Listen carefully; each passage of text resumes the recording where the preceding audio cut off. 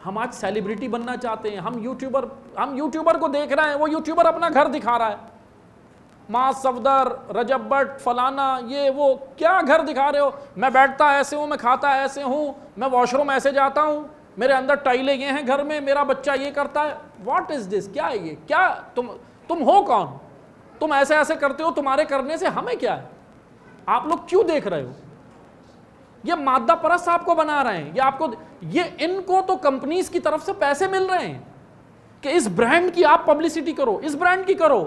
تباہ عام گھر ہو رہے ہیں, بچے والدین سے آگے کہہ رہے ہیں وہ برانڈ, وہ گھڑی جو اس نے پہنی تھی مجھے چاہیے, وہ گلاسز جو اس نے لگایا تھا وہ مجھے چاہیے, وہ فلاں جو اس نے ٹی شرٹ پہنی تھی وہ چاہیے. نہیں, آپ رول ماڈل بناؤ ایسے جب یہ آپ کے رول ماڈل نہیں ہیں, یہ رول ماڈل نہیں ہے. یہ یوٹیوبرز, یہ سارے کھلاڑی جو آپ کو آج نظر آ رہے ہیں, یہ مادہ پرست ہیں, یہ مادیات کے ساتھ.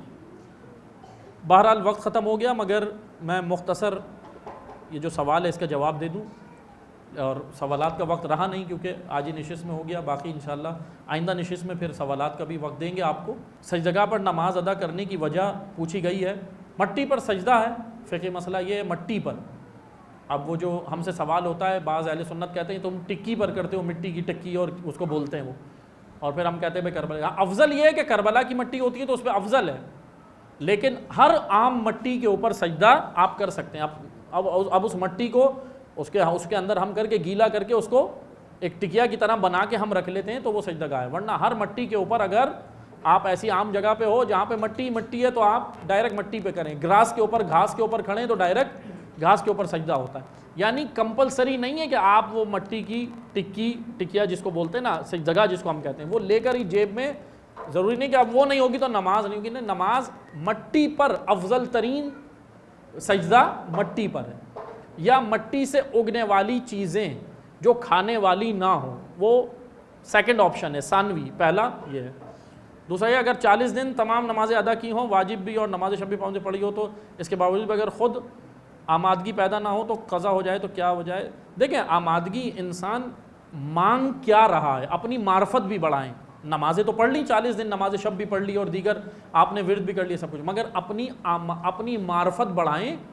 چھوٹے بچے سے جب دعا کرائیں گے تو وہ چاکلیٹ مانگے گا, آئس کریم ہی مانگے گا, لیکن آپ اپنی معرفت کا لیول بڑھائیں.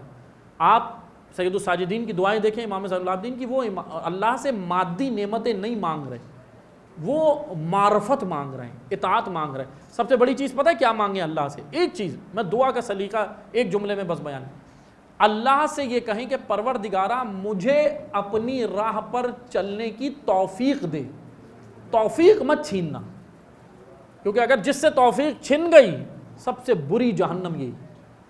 امام علی فرماتے, آپ کی اٹریکشن کے لیے صرف اتنا کہوں, سبزی والے کی دکان پہ جاب کی لڑکے آ گیا, بڑا عجیب تھا. آج کے زمانے میں ایسے لوگوں کو پاگل کہتے ہیں, جیسے بہلول دانا کو پاگل کہتے تھے نا لوگ, لیکن بڑے ہی اللہ کے عاشق ہوتے ہیں. یہ تہران کے اندر سبزی والے کی دکان پہ ٹھیے پہ کھڑا ہو گیا, اپنے مالک سے لڑ کے آ گیا, میں تیرے پاس جاب نہیں کرتا. وہ کہتے بھائی کیا ہو گیا, کیوں نہیں کرتا؟ کہا تم کرپشن کرتے ہو. کہا میں کیا کرپشن کرتا ہوں؟ کہا سبزی پہ پانی مارتے ہو, وہ وزنی ہو جاتی ہے, پھر تول کے بیچتے ہو, پھر پیسے لگاتے. اب اتنی باریکیاں. ہم تو کہتے ہیں بھائی ہمارے گھر میں تو بجلی بھی کنڈے کی آ رہی ہے, اس سے پانی کی موٹر چل رہی ہے, پھر اس کے بعد پانی بھرا جا رہا ہے, پھر اسی سے وضو ہو رہی ہے. چوری کا دھاگا اگر کپڑے میں لگا ہو, امام خمینی کہتے ہیں اس میں نماز ہی نہیں ہوتی اس قمیض میں.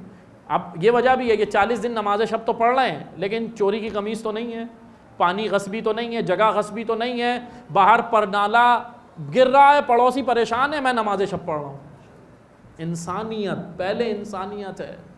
نماز قضا بھی ہو جائے شاید اللہ اس کو معاف کر دے, مگر جس سے دوسرا انسان دکھ میں آیا نا, وہ مشکل کام.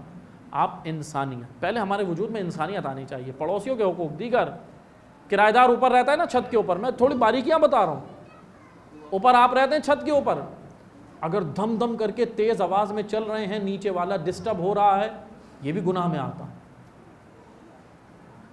ہمیں کیا, ہم کہتے ہیں ارے پاگل ہو گئے, یہ کون سی, یہ ہم اتنا کہاں کر سکتے ہیں, یہ تو آیت اللہ سستانی کریں, آیت اللہ خامنہ کریں, یہ تو مراجع کر سکتے ہیں اس لیول پر. ہم کیا کر سکتے ہیں؟ ہم صرف لنگر کھا سکتے ہیں.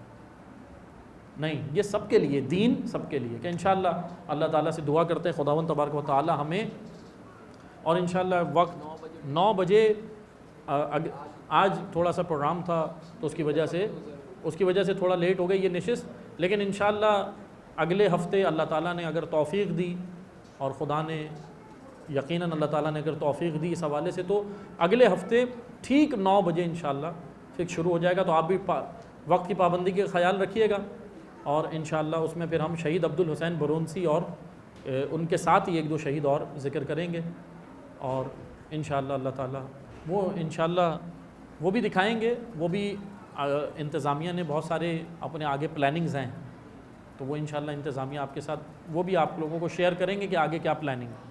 ابھی شروع میں ہم نے اویئرنیس کے لیے یہ نشستیں رکھی ہیں، درس رکھیں، لیکن انشاءاللہ وہ بھی ویڈیوز بھی اچھی بات ہے، وہ بھی چلنی چاہیے شہداء کے حوالے سے. اور وہ اخراجیہ مووی تو سب نے دیکھی ہے، اخراجہ کہ ایک ایسے جوان جو سڑک چھاپ تھے بالکل، لیکن وہ آ جاتے ہیں. لیکن اب دیکھیں میں ایک ڈفرنس بیان کروں. اب بعض جوانوں کے ذہن میں نا اس سے ایک چیز آ گئی، یہ آئی کہ بھائی اب ہم زندگی جیسی بھی گزار لیں، آخر میں مر جائیں گے. اور نہیں، یہ دیکھیں نا، یہ شروع سے پاکیزہ، بچپن سے پاکیزہ. اچھا یہ سب سے بڑا اثر پتہ ہے کیا ہے؟ شہید ابراہیم، ماں باپ کی تربیت اور پیٹ میں لقمہ حرام ان کے باپ نے کبھی جانے نہیں دی. شہید ابراہیم کے پیٹ میں، اپنے بچوں کے پیٹ میں لقمہ حرام جانے نہیں دی. یہ پیرنٹس کی رسپانسبلٹیز میں کہ تربیت اہم ترین چیز ہے، تربیت. اور آج ہمارے بچے تو اٹھنا چاہتے ہیں، مطلب بعض اوقات بچہ چاہتا ہے کہ میں سب کچھ کروں، لیکن بہت ساری جگہوں پہ رکاوٹ خود پیرنٹس بن جاتے ہیں. والدین کی عزت، احترام، تکریم سب اسلام نے رکھی، مگر اگر وہ اسلام کے خلاف اپنی اتھارٹی کو استعمال کریں گے تو وہاں ان کا حکم ساقط ہو جاتا ہے. اس لیے والدین بھی اپنے عہدے کو سمجھیں. ہم دعا کرتے ہیں اللہ تعالیٰ ہمیں حقیقتاً سب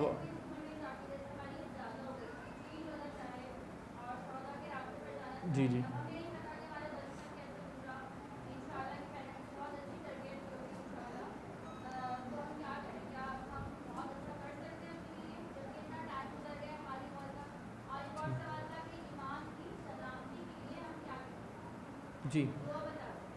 اصل میں دیکھیں، وقت گزر گیا یہ مت سوچیں، مجھے ابھی پتہ چلا ہے اور جتنا میرے پاس ٹائم ہے اب میں کام آج سے شروع کر دوں.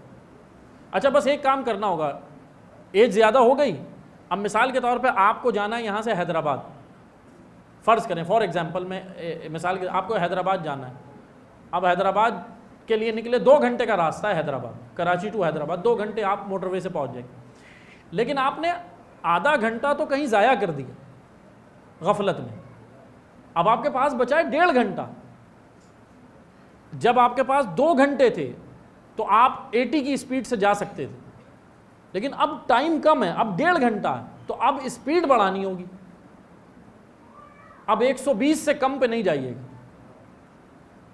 1.5 گھنٹے میں آپ اپنا ٹارگٹ اچیو کر سکتے ہیں، مگر اسپیڈ کو آپ کو بڑھانا ہوگا، عمل کی اسپیڈ بڑھانی ہے. ابھی بھی ہم یہ سوچیں چلو اب ہم کر لیں گے، اب نہیں. اب جب ہمیں پتہ چلا یہ راستہ، خدا ہم سے اتنا ہی سوال کرے گا جب جتنی ہمیں معلومات تھی. ہم سے وہ سوال نہیں ہوگا جو ہمیں نہیں پتا تھا. جب ہمیں پتہ چلا، اب دیکھیں یہ اعلان ہو گیا بھائی شہداء کی نشست ہو رہی ہے.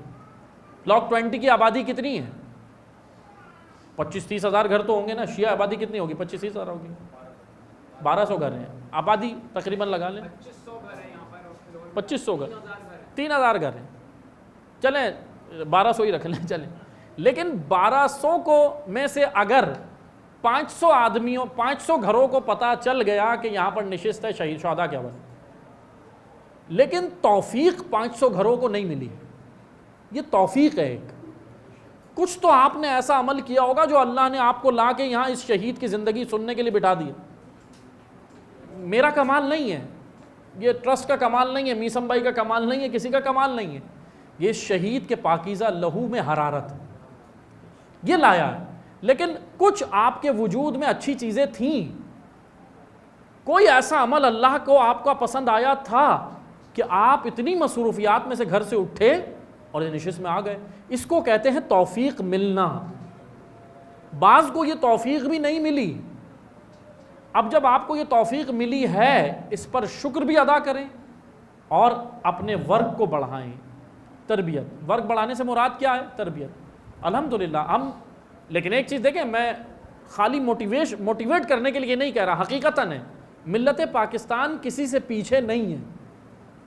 ہم اپنے آپ کو کمتر نہیں سمجھیں, ہم اپنے کو کمتر نہیں سمجھیں. آپ دیکھ رہے ہیں آج ہمارے یہ جو شہداء نے امریکن ایمبیسی پہ قربانی دی, پورے پاکستان میں, یہاں کراچی سے لے کے گلگت تک, جو رہبر کے فرمان پہ شہید ہو گئے, پوری دنیا کے اندر خراج تحسین پاکستان کے شہداء کو پیش کیا گیا یا نہیں؟ پاکستان کا ایک نام ہوا, عزت ہوئی. ان شہداء نے ہمیں ملت پاکستان کو عزت دے دی. جن جوانوں نے یہ جو امریکن ایمبیسی پہ گئے شہید ہو گئے, بعض ایسی غلیظ زبانیں ہیں, غلیظ, ان غلیظ زبانوں کو پہچانیے گا, اسی امامے کے اندر ہیں, اسی امامے کے اندر ہے. وہ پتہ کیا بولتے ہیں؟ ایسی غلیظ زبان ہے, اسرائیل سے بھی بدتر یہ زبان. وہ کہتے ہیں کہ جوان اپنی جانیں بچائیں, وہ صاحب یہ کہتے ہیں جوان اپنی جانیں بچائیں, جذبات میں آ کے اپنی جانوں کو ہلاکت میں کیوں ڈالا؟ ان کے نزدیک یہ ہلاکت ہے, اللہ کے نزدیک یہ شہادت ہے. ہمیں اللہ کی نگاہ دیکھنی ہے, ان زبانوں کی پرواہ نہیں کرنی. ان زبانوں کو بھی پہچاننا ہے. ہمارے اندر یہ زبانیں ہیں, ممبروں پہ یہ زبانیں ہیں, محرابوں پہ یہ زبانیں ہیں, ان کو بھی پہچاننا. اس لیے اویئرنیس اور شعور ضروری ہے. بس معذرت, اب سوال کی گنجائش نہیں رہی. ہم انشاءاللہ آپ کے جو سوالات ہوں گے وہ آپ نوٹ بھی کر سکتے ہیں. اگلی نشست میں ہم انشاءاللہ ان سوالوں کے جواب بھی دیں گے.